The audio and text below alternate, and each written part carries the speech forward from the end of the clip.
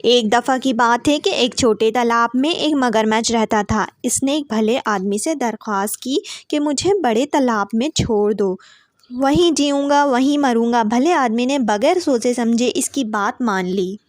इसने मगरमच्छ को अपने झोले में डाला और चल दिया बड़े तालाब की तरफ। वहाँ पहुँचकर जैसे ही भले आदमी ने मगरमच्छ को निकाला तो इसने बड़े बड़े जबड़ों से भले आदमी को पकड़ लिया। भले आदमी ने कहा, तुम कितने एहसान फरामोश हो, तुम मेरा एहसान ऐसे दोगे? मगरमच्छ ने कहा, मैं तो कुछ गलत नहीं कर रहा। अपनी जान बचाने के लिए दूसरे की जान में कोई हर्ज नहीं है।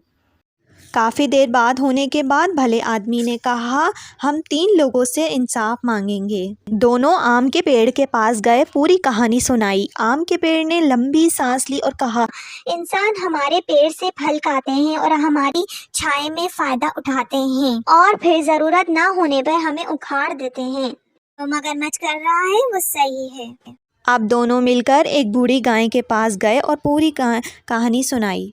गाय बोली, हाँ हाँ, मेरे ऊपर भी इंसानों ने कभी भलाई नहीं की। मेरा दूध पीते हैं और जब देखते हैं कि किसी काम की नहीं हूँ तो कोई नहीं पूछता। अब दोनों एक लोमड़ी के पास गए और पूछा। चालाक लोमड़ी ने कहा, सबसे पहले तो आप मुझे ये बताएं कि आप लोगों ने सब कुछ कैसे किया। और ये सुनते ही मगरमच्छ दोबारा भले आदमी के थैले में चला गया। और इस तरह भला आदमी भी समझ गया कि चालाक लोमड़ी ने ये चाल चली है। और जैसे ही मगरमच्छ थैले के अंदर गया तो चालाक लोमड़ी ने फ़ौरन थैले को बंद कर दिया और इसको वहीं पर छोड़ दिया जहाँ से इसको पकड़ा था। तो अच्छे और प्यारे बच्चों, हमेशा चालाक लोगों से दूर रहें, क्योंकि हम इनकी मदद करके खुद को खतरे में डाल सकते हैं।